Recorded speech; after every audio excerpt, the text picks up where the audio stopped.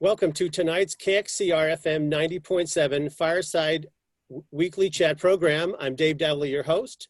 We are a nonprofit educational radio station, and for tonight's discussion, we're covering the impact of COVID on Oregon's most vulnerable citizens and an update on our rural fire districts. Our panelists this evening are Arnie Roblin, Oregon Senator representing District 5, Oregon Director, Department of Human Services, Fariborz Pakseresht.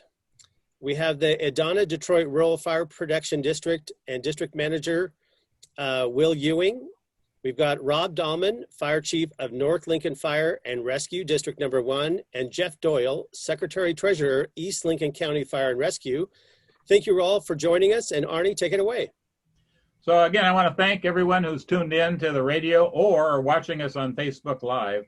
This program has become an integral part of my weekly life, and I appreciate all of the support from around the state.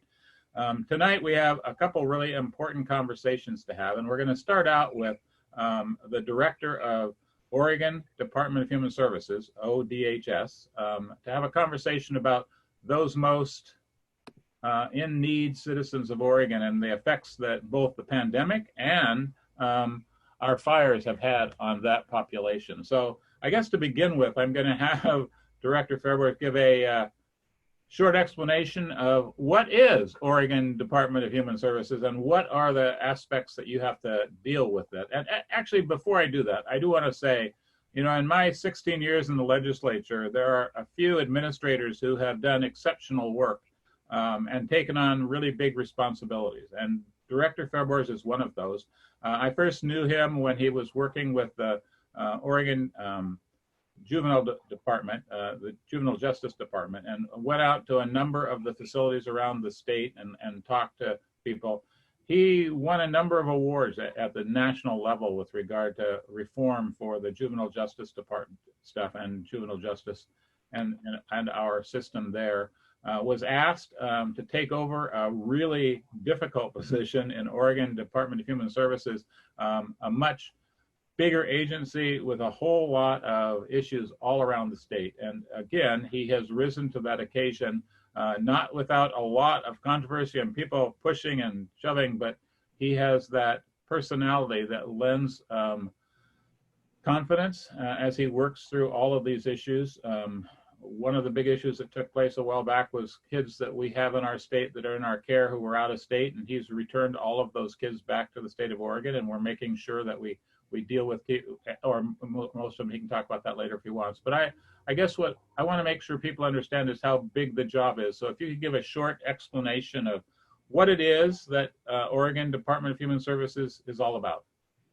Thank you so much, Senator Roblin, for having me on. And I would be remiss not to thank KXCR and the people of Florence. As you know, we have, when I was in Oregon Youth Authority, we have our transition camp, Camp Florence.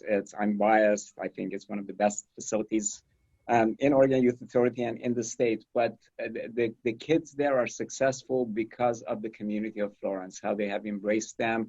I still remember, you know, running in the roadie run where KXCR would sponsor that. So again, I just wanted to make sure I say that because we are indebted to that community for turning out great kids who are now in the community and functioning well.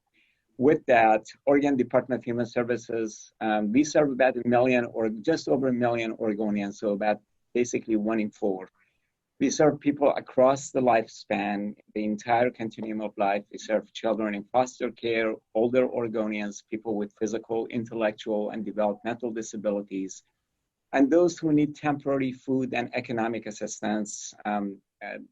The nutrition program, the supplemental nutrition program, what used to be called food stamps, cash assistance, which is now TANF. We provide our services. We have about 160 offices across the state in many communities in Oregon. And ultimately, our goal and our objective is for all Oregonians to achieve safety, be safe. We want them to achieve their well-being, be independent, so that they can achieve their full potential. So in a nutshell, that's what we do in Oregon Department of Human Services. And it really does. 1 million people is a lot of people that you have to have that almost personal responsibility as a director. And I know that that wears on you. It's one of those things that you take very, very seriously.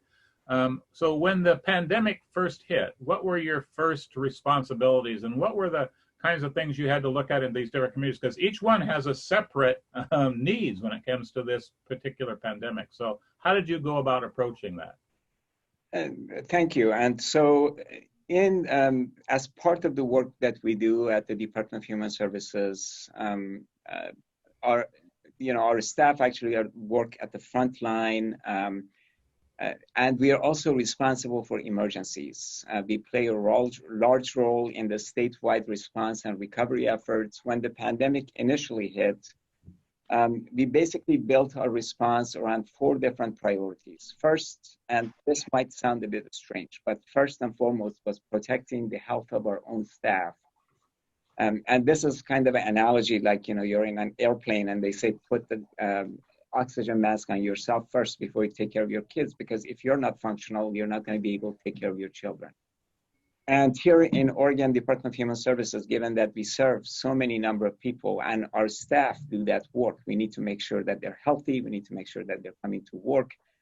So in a very short period of time, we transitioned about 60% of our staff who could do telework. We used technology. We used drive-up windows. And you may know that some of the people that we serve don't have access to technology. They don't have maybe a mobile device. So the only way that they can connect with us is to come into one of our offices. So unlike many other state agencies, we've been open throughout this pandemic with reduced staff, but we have to do that in order to be able to connect with Oregonians. The second thing that we had our eyes on was protecting the health of the people in our care. Older population, you all know this, especially those in long-term care facilities, have been very much severely impacted by COVID-19. It has had a devastating impact on the older population, older Oregonians, and many of us, and many of our listeners tonight have, whether family members or know someone who is in a long-term care facilities and have firsthand experience at how tragic this pandemic has been for many of them. It's been months that they have not been able to have face-to-face visits with their family members, etc. So, around that, one of the things that we did, you may remember that initially the biggest outbreaks happened in these long-term care facilities. Yep. And when this thing happens, generally, when you get infected, you want to move that individual out so that the rest of the residents don't get infected. But sometimes they don't need hospital care. And if you move them to the hospital, then they may actually get to the point that they do not need hospital care, but they can't go back into their own facility. So we established these, initially we called it the healthcare facilities. Now they're called research facility. We have 2 of those facilities that have served hundreds of people. So they actually acted as in this between place between the hospitals and the residents. And so that they could transition there, they could get better, and then they could go back to where they were. Currently, again, there are 2 of those facilities. One of them is dedicated to memory care. It's called Emerson House. The other one is Pacific Health and Rehab, and they're both in the Portland area. We also increased access to benefits for people who lost work, or basically either they became unemployed or underemployed. If you lost hours or if you lost your job, then you may have needed benefits from the state. There was additional benefits that was provided through the federal government, through the SNAP program, and those who did not have the ability to meet their basic needs absolutely came to us for our help. Naturally, that also increased workload, which it's part of the journey. When the workload increases, we do the best that we can. We had our own issues within the department. Some of our staff had to be out, take care of family, etc., but we managed through that. Now, again, the federal government has been helpful. The October emergency allotments increases a household benefit amount to the maximum allotment for the household size, regardless of the income. So that was one of the benefits during this pandemic. We connected with the Food and Nutrition Services. That's a federal program.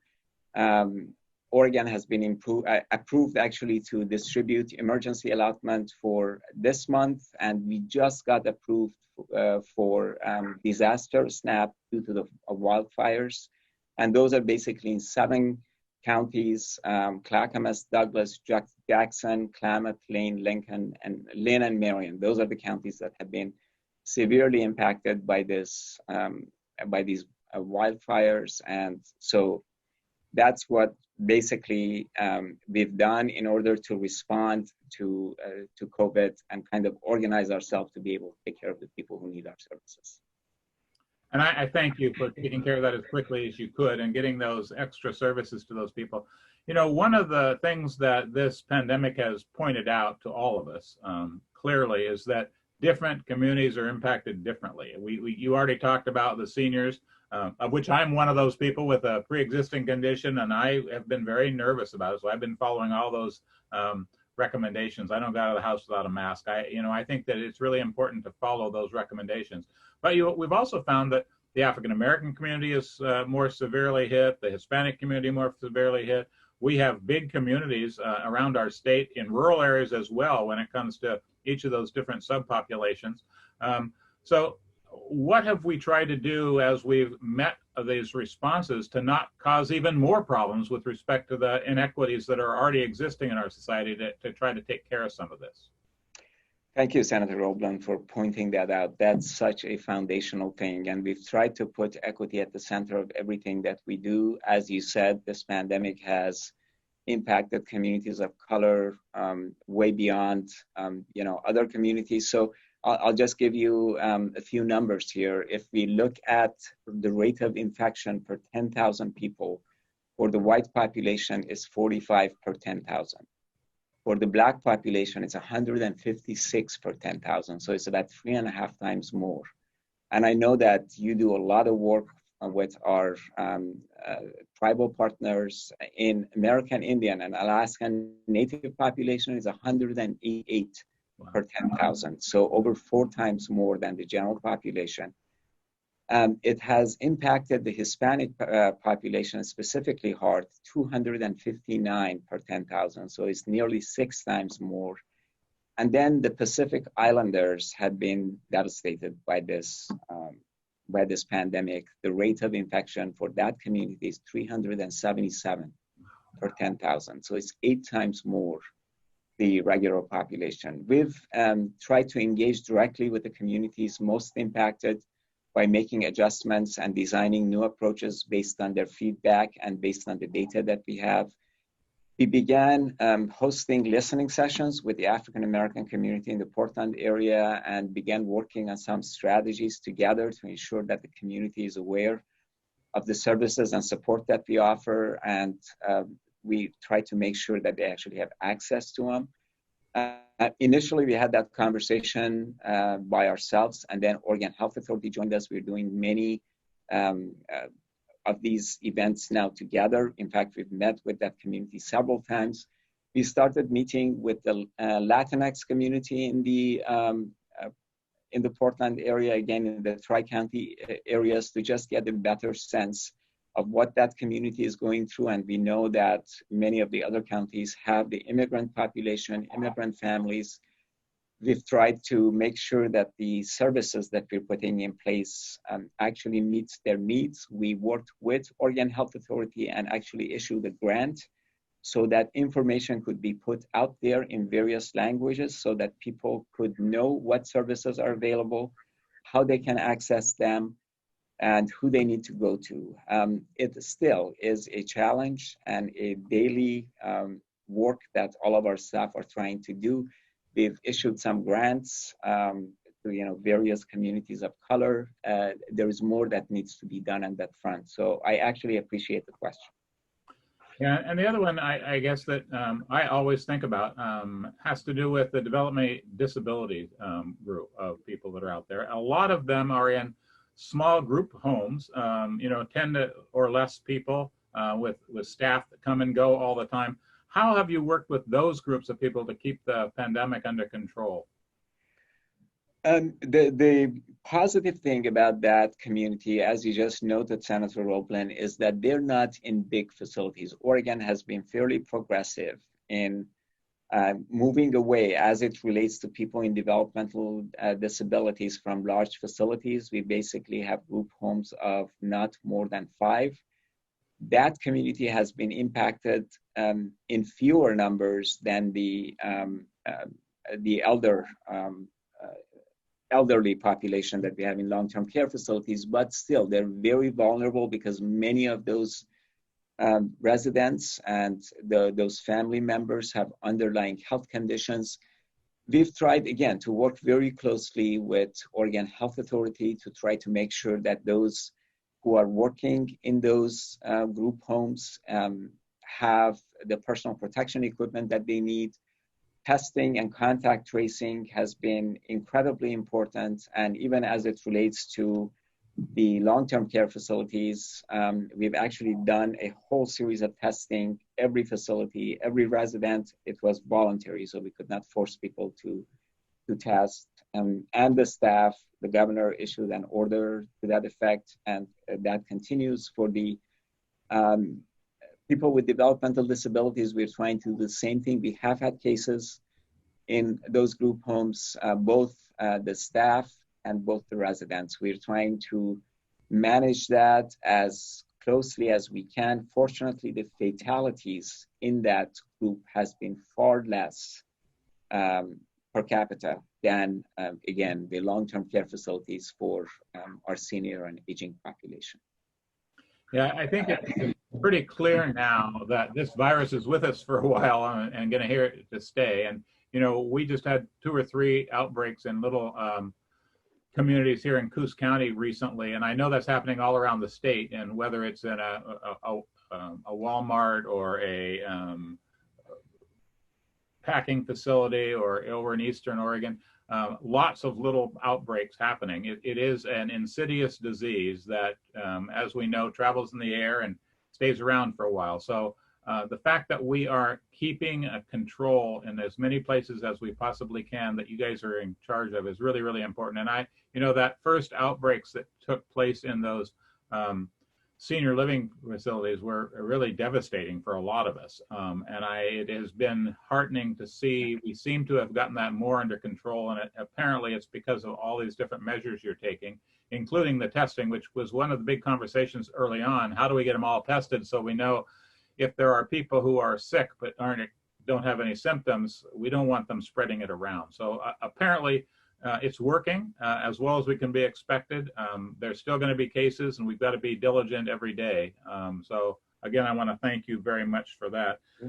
So looking back over the last 6 months, what have you learned from the crisis response, and what are you going to do with all that knowledge going forward? That's a great question, Senator Roblin. You know, I would say that considering that the state has never faced anything with this magnitude, you know, I worked for the state for 30 years. This is the first time that I've seen this magnitude of whether a pandemic or wildfire that we've dealt with. I think that the state as a whole did a commendable job in keeping infections low and prevent wholesale spread of the virus. If you look at our numbers, both in infections and fatalities, and compare it to national numbers, I think we are fairly low on the bottom. Naturally, we always can do better. But both the pandemic and the wildfires highlighted the need for more solid foundation and investment in response and recovery functions. We are not equipped in state agencies to deal with these types of disasters. Naturally, we are learning. We can always do better. 6 months ago, I don't know if I could have done anything different, but if you asked me to turn the clock back 2 years ago, I would say I would definitely lobby and invest in more resources for response to things like these events, pandemics, disasters, wildfires. In Oregon Department of Human Services, we had literally just less than a handful of people that were in charge of these functions. And when these kinds of pandemics hit, you have to do with what you can. So we are taking a proposal for the next budget cycle to basically build up some of those capabilities. The other thing that we've done is that we have established a common and shared unit with Oregon Health Authority, the COVID Response and Recovery Unit. In the process, we realized that we were attached at the hip. When an outbreak happened in a long-term care facility, we were responsible for some functions. They were responsible for testing and contact tracing. We had to work together. So we basically established this temporary shared services unit. It works under the direction of Pat Allen, my partner at Oregon Health Authority. What we both do the best that we can to make sure that as these outbreaks happen, we quickly respond to them. So there are a lot of learned lessons, but I hope that we won't face this situation again. But I think if we do, we're going to be more prepared. And I guess one of the things you just mentioned that brought up a question was that, you have to work directly with the health department. You also, we had the agriculture department on, and they were talking about all the things they had to do with respect to some of these things. So I think communication between organizations is really important, and you've got all your federal partners. So what have you learned from all of that, how to coordinate these kinds of responses so that everybody is doing their particular thing, but not getting on everybody else's way? So how is that working? Again, that's a great question. And we actually have two main ways that we connect with local and federal partners. We have a seat on the governor's disaster cabinet, and there are a number of state agencies that sit on that cabinet. And we also are a member of the multi-agency coordination team.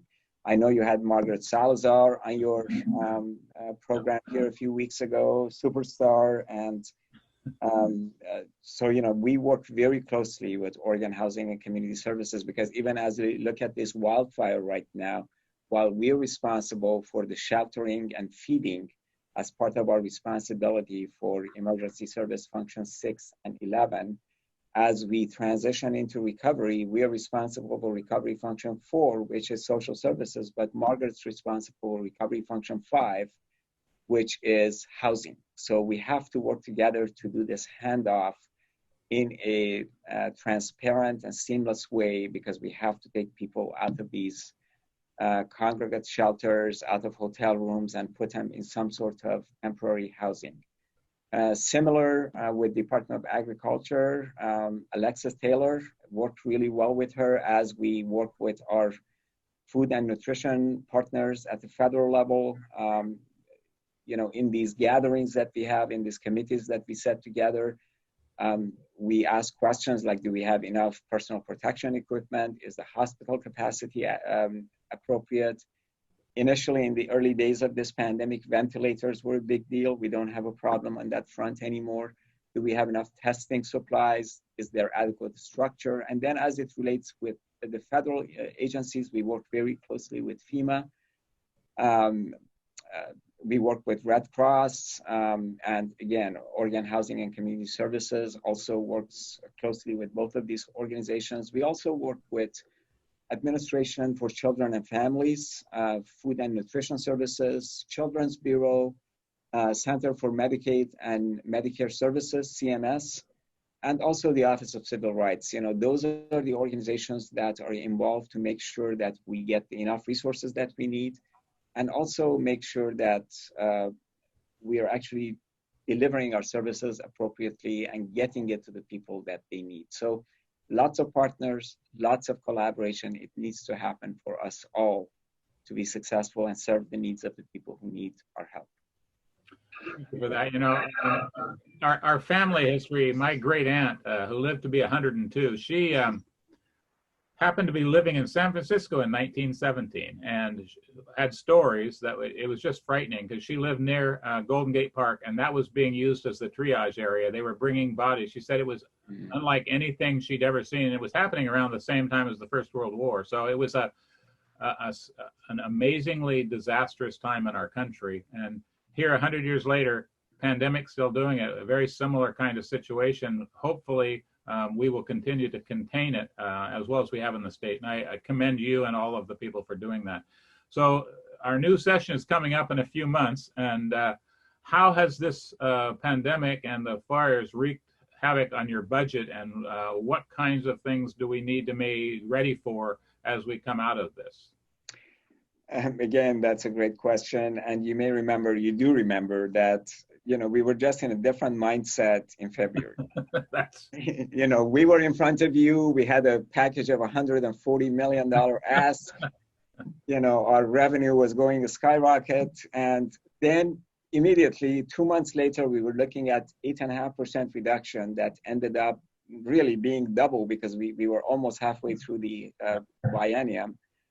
And again, my gratitude to our federal government for sending us a number of different funds, over $1 billion that came into the state. So we went from having taken 8.5% reduction for the rest of this biennium to less than a 1% reduction. And then, of course, that we all saw the revenue forecast for September, and hardly any of us believed that. How is it possible that all of a sudden we've transitioned to that? So as we move forward, there's still a lot of lack of clarity because is there another package? And we really need it from the federal government. There needs to be another package for state and local government assistance. Or many of our partners in other states, many of our counties are going to be devastated. So if that happens, I think we can continue to provide the services that we need. We are going to be intentional about building up our emergency management response capability, doing some investments in there, our continued operations. We need to invest more in diversity, equity, and inclusion because of some of the issues that you noted.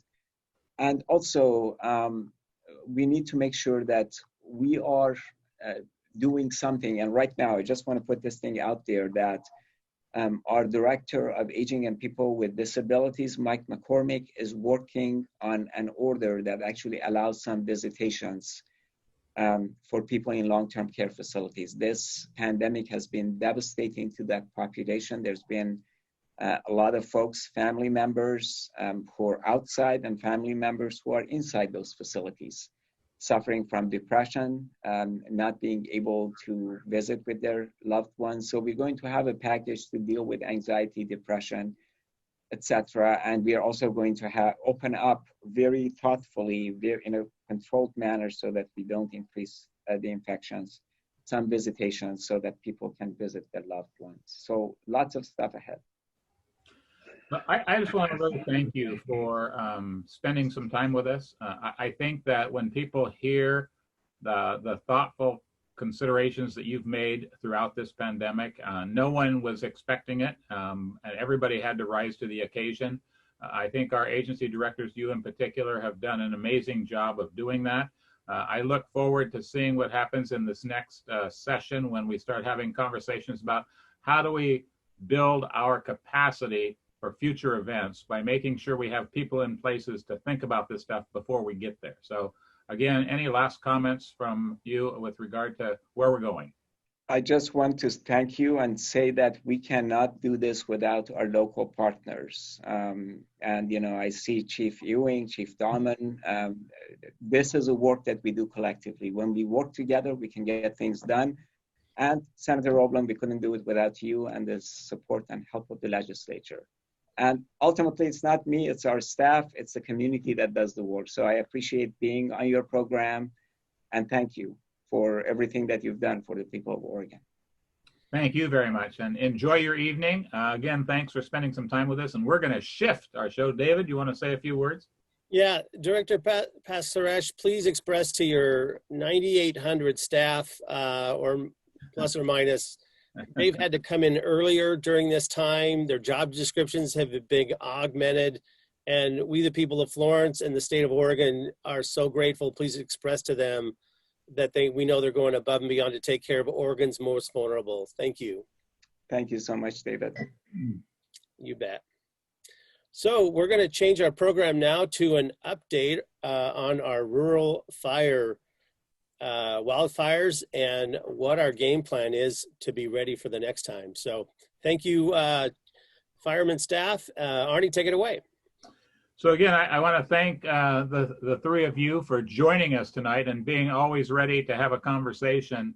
I know that in your areas in particular, a lot of devastation has taken place. So any comments of and we'll just go around the table with regard to what happened and where are we going to go next? What kind of insights can you give me about what's been going on and where we're going to go now that the fires are kind of out? Now the work begins, right? And you say you're going to go around the table. Does that start with me, or does it does? It starts with you. Well, I want to start up by saying that I want to express my deepest heartfelt sympathies for everybody who lost something, which is about the whole state of Oregon at this point. We're going to talk a little bit about fire department funding, but I just don't want to leave the people behind without letting them know that we're thinking about them too. So from my perspective, the fires were indeed devastating. They were very fast. And you know, we talk about some root cause. We had arson involved. We had pre-existing fires. We had all kinds of different things. But this wind event was one of those things that you just couldn't get in front of and stop any of it from happening. And it's very frustrating for the fire service. I think Rob probably could speak to that as much as I can, because you know, we tried our best. We did everything we possibly could do, which wasn't very much. But we managed to keep life loss down. We tried to work within the parameters of 1, 2, 3, go. But for the most part, I think it was 3, get out, go, go, go, go. So we've learned some lessons there, I think. When we start talking about personally what I experienced with like law enforcement, and then after the fire with the public utilities CPI and all the public utilities, it's been a really great recovery process. I think I've seen, it reminds me kind of an anthill.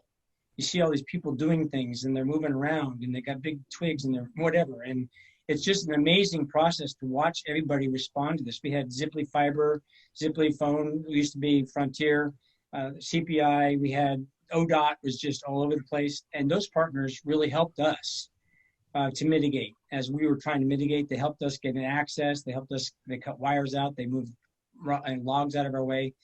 So I think what I took away from this is the mutual respect we all had for the fire, which was a lot of respect for the fire.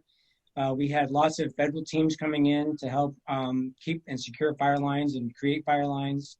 It was an all-out effort, and it was an amazing 28 days of nothing but go, go, go. And that's my perspective of it. And I feel sorry for the folks that lost something or everything, and everybody did, I think.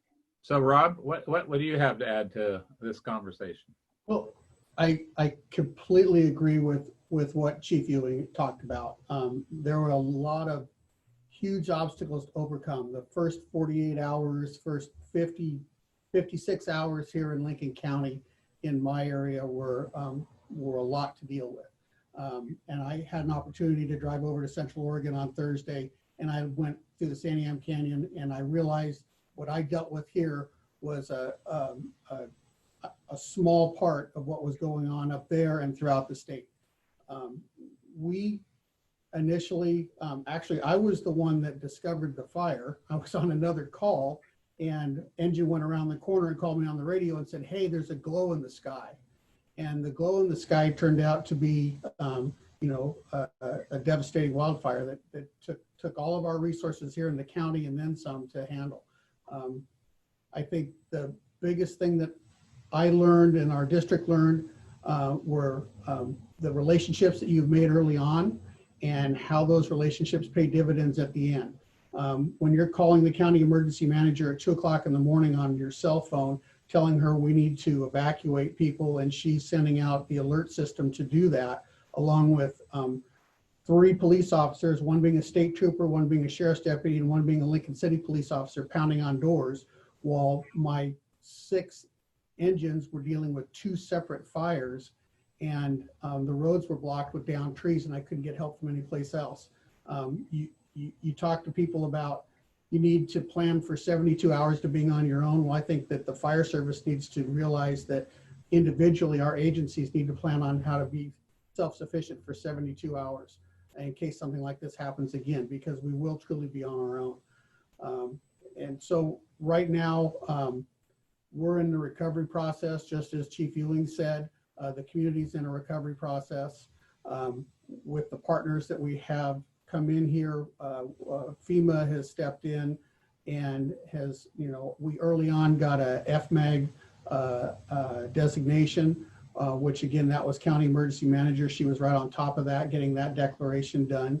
And then the Oregon State Fire Marshal's Office has really stepped up to assist with cost recovery for us, which is huge.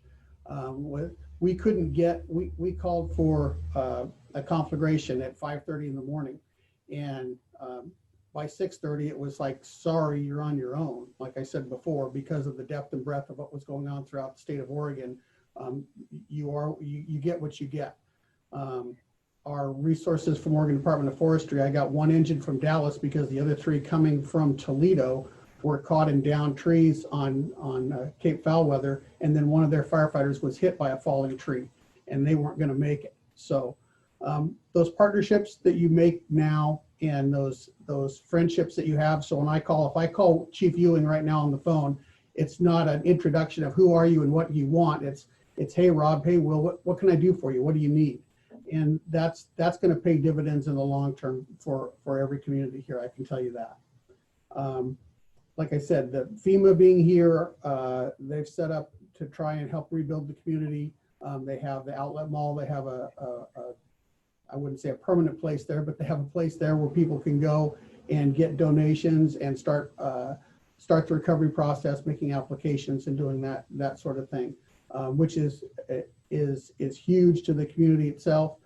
We still have a number of people that are still Red Cross or sheltering right now and providing food for every day. And we've been, 6 weeks now, and they're still doing that. So that's where North Lincoln Fire's at. We're doing the best we can. We're still taking every day as it comes with the calls.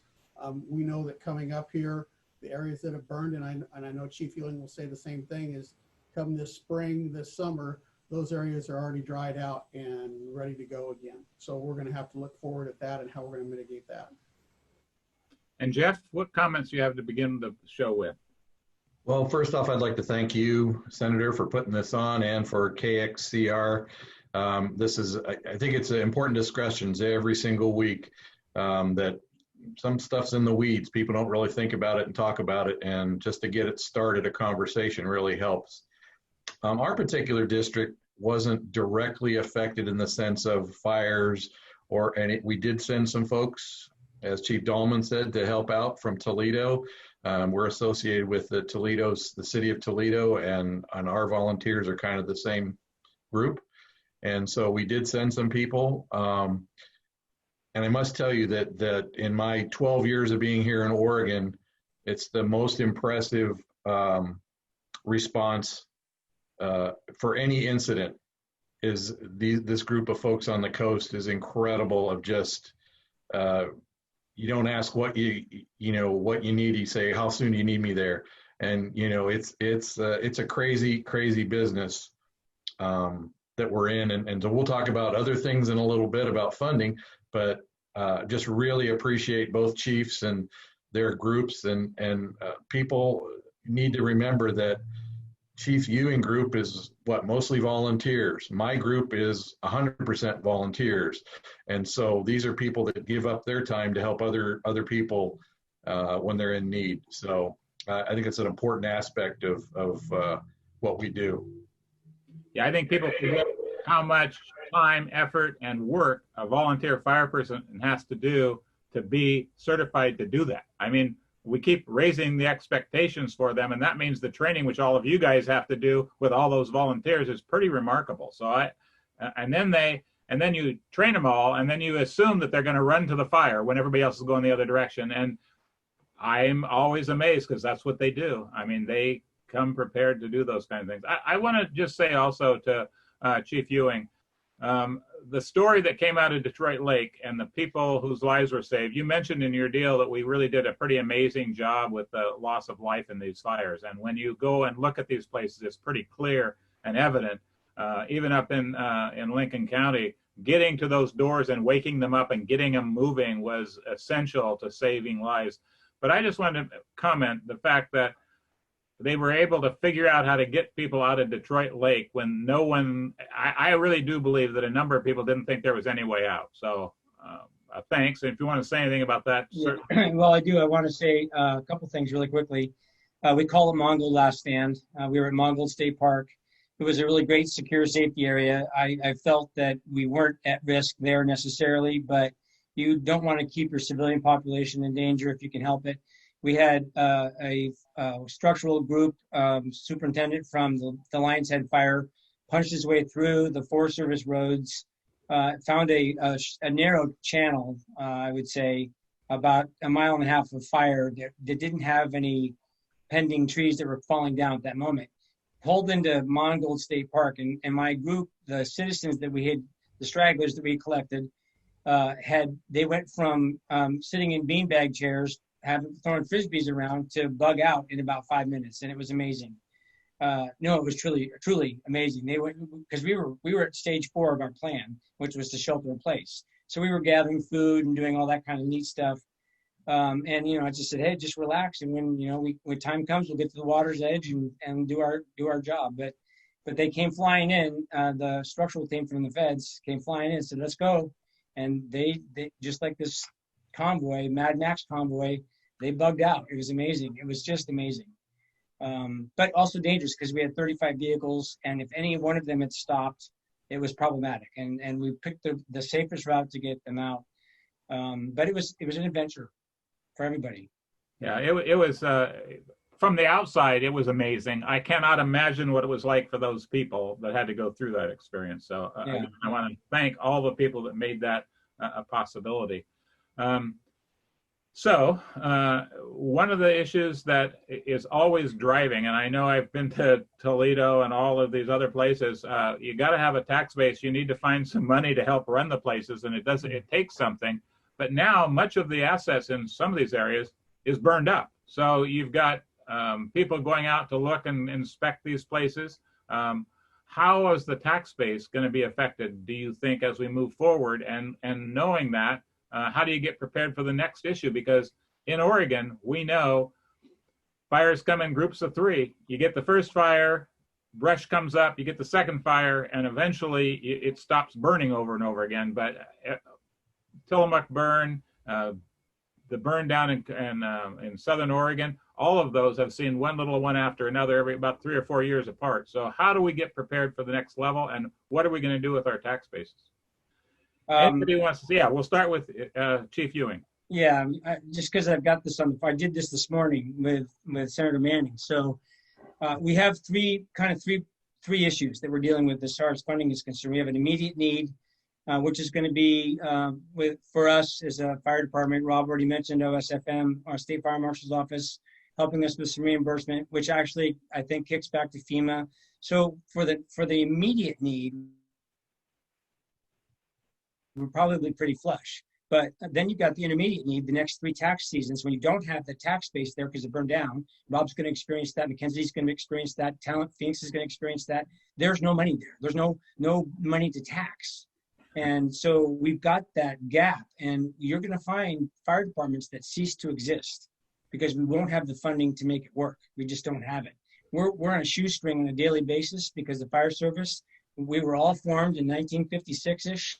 When the federal government said, go ahead and make a special district. And in 1956, if you had a keg of beer, you could have all the firefighters you wanted. Well, it's not the same way anymore. And the money that we got in 1956 is not doing the job anymore. And so we've got that intermediate need and then the long-term need, which is where we can get some partners from, I don't know, ODOT or if you've got a state park in your area, if we could partner with them and just get a little bit of revenue boost from those areas. Agricultural areas, Harney County, they've got, for every 10 acres of a house they've got 1,000 acres of wheat or whatever it is that they grow. You don't tax the wheat. Here in Toledo, it's 10% of our East Lincoln County Fire District is taxable. The other is all agricultural.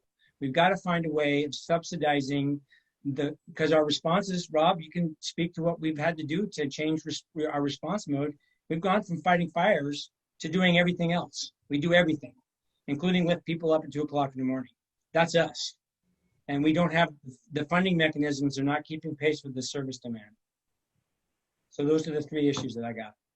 Rob, anything to add to that? Well, again, I agree, and in both Chief Ewing and I, our districts are very different. I have a pretty decent tax base with the city of Lincoln City here, and but we're tourism driven, and that creates its own problems. I mean, a city of 9,000 people that on any weekend has 40,000 people here because of the motel rooms and the state parks and the beach itself and all that presents its own variety of problems. And how do we, as Will said, we do everything now, from getting people off the floor that have fallen down and can't get up, to working at God's thumb and partnering with the Coast Guard and County Search and Rescue to pluck the hiker off that slipped over the edge. And so there's just a wide variety of things that we have to train for, we have to deal with. I think one of the things that, and I know Will agree with me, and so will Jeff, is personnel. And we need people. And we passed a levy a few years ago. We were able to hire some paid firefighters. Well, that only puts 4 people on per shift. And you need at least 20 people when you get a house fire. So we're depending upon that volunteer group. And as you've already said, the amount of training that goes to being a volunteer, the amount of equipment that you have to buy, and just all the stuff that you have to have is expensive. And it goes up every year. It goes up more than the 3% increase that we get, I can guarantee that. So we need to revisit, the state needs to revisit funding public safety. And I don't just mean fire departments, but I mean EMS and law enforcement also. We need to look at how to adequately fund public safety, because there's an expectation from the public that we're going to be there when they call 911. And so we need to figure that out. Cities have other ways to get funding. Special districts don't. We're very limited. We're 98% of our fund comes from property taxes. And so again, my district is not as affected as Will Ewing's district or East County's district is, because of the city and what we have here as far as a tax base. If I were to have what we lost, almost 300 homes, and at the end of this, and I'm spitballing here, but I would say that we're probably in the neighborhood of $100 million in property value loss. And that's just a guess. And that's just property value. That doesn't include all people's stuff, their cars, their outbuildings, and all that kind of stuff. So how do we replace that? Well, again, David Gomberg is talking about putting something together to assist people to rebuild at a current tax rate. I'm not quite sure how he's going to do that. And Senator Roland, you might be able to speak to that, and how the rebuilding process is going to take place, and how we get funding from that. Bringing things in at their current tax rate is fine, but over years, is that going to go away? Is it, are we stuck with the 3% increase a year? I don't know how that's all going to work out. Anyway. Yeah, I think those are big conversations. And actually, one of the things that got me to understand this was Jeff and Will, when Will was in Toledo as well.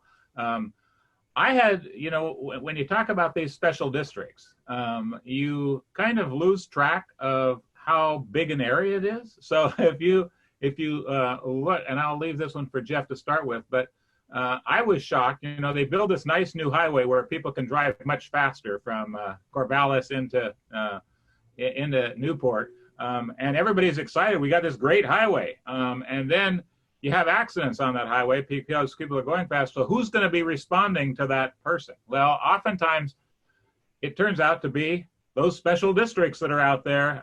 That's not necessarily in their neighborhood, but they're the only ones that are there that have the experience to do it. So off you go, Jeff, and you spend money and personnel and time to take care of that highway that we built as a state. And now you take care of the people who are on it.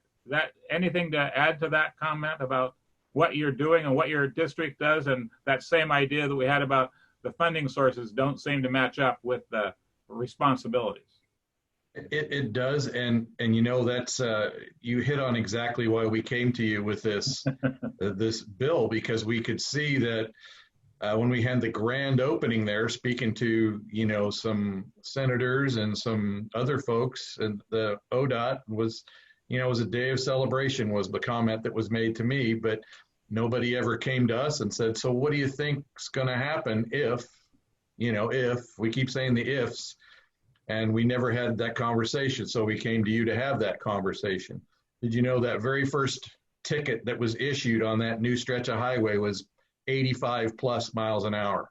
So imagine the damage. Now, we've just had in the last year, I want to say 4 fatalities of people going crazy on, not just on the new stretch, but on that area out there, some of it out of our district. But we still go because people call for help. We're the game. We're the game that goes.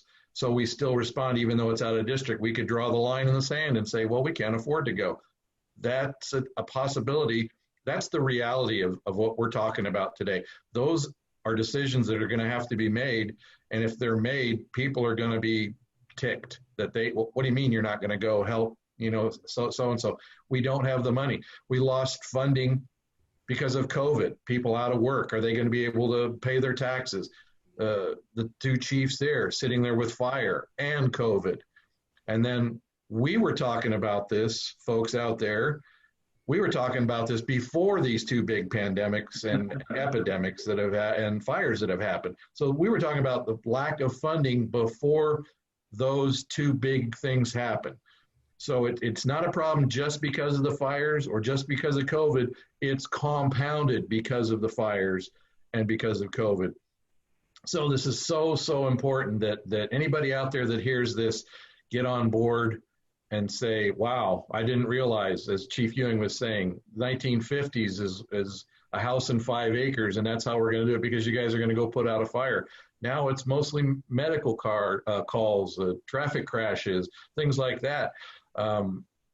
Crazy calls. I'm sure Chief Dahlman will say, you know, yeah, are you kidding me? We're going to go help a guy do this that fell out of his bar stool or what? We still go, you know, because we don't know until we get there if it's truly an emergency or not. But we're not going to sit back and kind of guess. We're going to go. And so that costs money.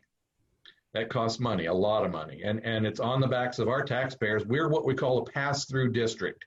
And what that means is everybody comes through our district to get to Newport or go down to Florence or go up to Lincoln City, and the vacation folks, the tourists that we're talking about. So we don't get that income.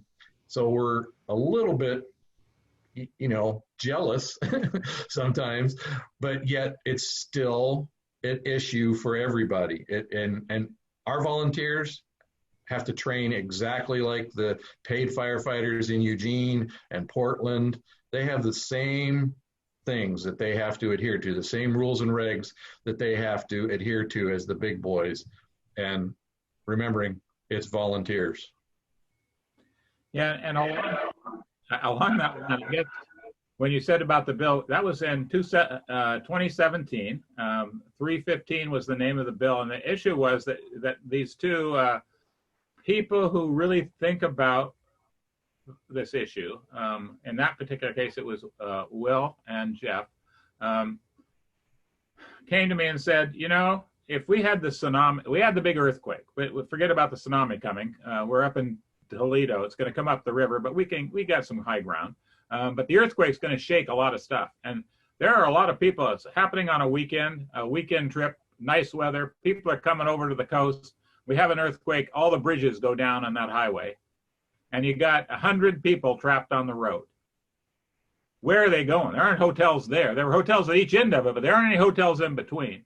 Where is their resource, food, shelter, all that kind of stuff? And so the idea was to have a conversation with all these rural fire departments that are taking, it really shouldn't be rural fire, it should be rural emergencies, because that's what they take care of. And I think we need to bring back that conversation. Maybe this was the kind of wake-up call that'll let people understand that you feel really secure in your vehicle until you aren't. driving back and forth. But have we organized our community so they can take people in for 72 hours? Because you were just talking about it. You got to figure out how to do that. How do we go about having that conversation? I'll give Will a chance because we already had heard from Yeah, him. I just want to point out one thing really quickly. Is I've been planning for Cascadia for years and years and years, and the template that I had for Cascadia fit onto these fires pretty well. That's the good news. The bad news is that the template worked, and all my predictions came true, and we were without food and water. I had no radios no comms for 6 days basically. And you add Cascadia to that, there's no way you're fully prepared for either one of these things. What I'm trying to do is just get us to be able to do business as normal on a regular basis, maybe secure some reserve funding so we can buy all my fire trucks are all used. Maybe someday we'll get a new truck, $500,000 fire truck instead of a $50,000 fire truck. We will never be prepared for Cascadia. We need to be, and it's not 72 hours. It's going to be 5 to 6 weeks that people are going to be in need without help. Period. I can tell you that from the fires. That's what's going to happen, and it's just going to be devastating. And it's still 2020, so we have time. Sorry, Rob. I'll be in Detroit.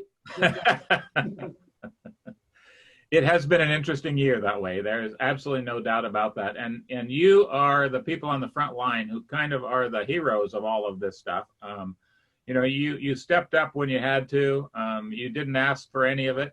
You generally don't. And all of a sudden it's put on your plate and you start doing what you can to do it. And I guess I want to really reiterate what was said earlier about the fact that it's all about relationships. You guys have strong relationships.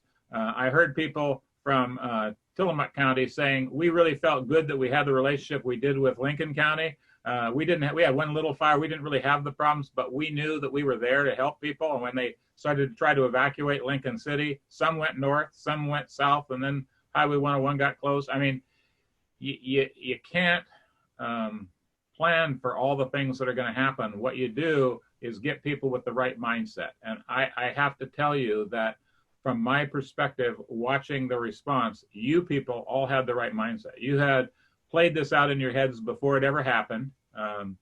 You knew you weren't going to get a second chance at it. You do it now or it doesn't happen. So I can't say how proud I am to have been in my district and actually to have known you and known what you did during this amazing time. So again, thank you very much. And I see David's back up, so he can say a few words as well. But thank you for coming on. Thanks for the conversation. Hopefully it's just the beginning of the conversation. Thank you for having a conversation with Senator Manning. I think that's a perfect person to continue this conversation as we go into the next session and make sure we get some stuff done. So thank you for that very much. Yeah. Hey, I want to just finish by saying Oregon is full of heroes. Yes. From the utility workers to the loggers to the firefighters to the police officers. We're full of heroes, and I love all of them. So that's just me. Thank you for that. I think that's really important. Any last words from our other two people on here? Well, I'd like to say also that it's partnerships. I think that the Oregon Department of Forestry, the Oregon State Fire Marshal's Office, the partnerships that they're putting together now are going to pay way dividends to public safety in the future. And it wasn't me out there. People thank me all the time, and it was the people that I had working with me. I sat in a pickup truck and talked on the radio until my communications went down for 3 or 4 days. So, that was going to happen, Rob. I know you did. Any last comments, Jeff? I would make it nice, short and sweet and say I concur and say ditto to everything the two chiefs said. There's just not enough thank yous to go around to everybody in every different corner of Oregon. We really appreciate it. Yeah, we can't thank you enough. Chief Ewing, I wanted to kind of clarify for our radio and Facebook Live audiences, these folks who were east of Detroit Lake, there was fire east of you, and then there was fire west down the valley. We were surrounded by fire, yes, sir. So I just want our radio listeners and Facebook Live understand, they were surrounded by fire, 35 cars. And if you've been up to Detroit Lake, it's not like 10 roads out of that area. And they found through Forest Service roads over to Government Camp. And that's how those 35 cars made it to safety, which is a visual I want our radio listeners and Facebook Live to appreciate. Next time you're in Detroit Lake, try and find government camp. And that is a true, wonderful, it could have been a disaster and a very, very devastating situation of a fire that moves so quickly that we've never seen before. So thanks to those teams who collaborated and said, we got to get those folks out of there any way, shape, or form. And thank you for being there and showing how the Oregon way saved families. And I don't want to do it again, though. Yeah. I don't want to do it again. And another thing about you Toledo crews coming to the aid of our Lincoln City and North Lincoln, when you see how many trees fell there just north of Depot Bay, the entire highway was blocked.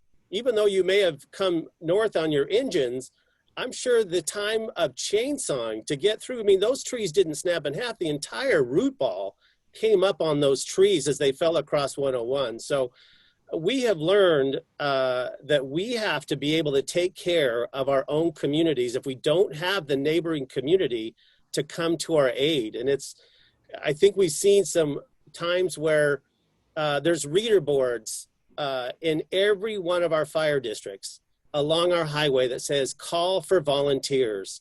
We have a third of our service workers in America who may need to think of doing a new career just because the restaurant capacity has changed. So please consider being a volunteer firefighter, getting that training. You may not make it a career, but all of these fire districts have reader boards and times a year where they train you as a volunteer. And we want to make sure our listeners are aware of that option. And you never know what type of training could come in to save your loved one. And I just think that's a wonderful message that we can rally around our communities, because we may not be able to rely on those around us. And again, in Lincoln City, I also want to congratulate Knott Construction. They took their construction water truck and helped with our Lincoln City fire crews, picked up when asked, and civilians helped. So that's just the wonderful spirit I wanted to shed light. And to that end, we need to make sure our districts are funded and get involved as all the communities on where their funding comes from as a citizen, and please be actively engaged so that you know for the next time all of our first responders have the funds that they need. So we're going to turn it over to our program director, Larry, about our mission here at KXCR, and then we'll close our program this evening. You're on mute, Larry. Larry, mute. You're on mute. Yeah, I'm going to cover for us. KXCR Radio, we are a nonprofit educational radio station, and our mission is to connect these civic leaders today. I don't know that they've been on many radio programs or Facebook Live, and we want to thank you for making your schedules available to us under quick turnaround times of a major disaster. And that's really the spirit of KXCR, to connect our civic leaders with the Oregon coastal communities and statewide. And we just want to further our mission here. You can learn more about KXCR Radio at kxcrradio.net. And again, Senator Roblin, thank you so much for being our moderator this evening.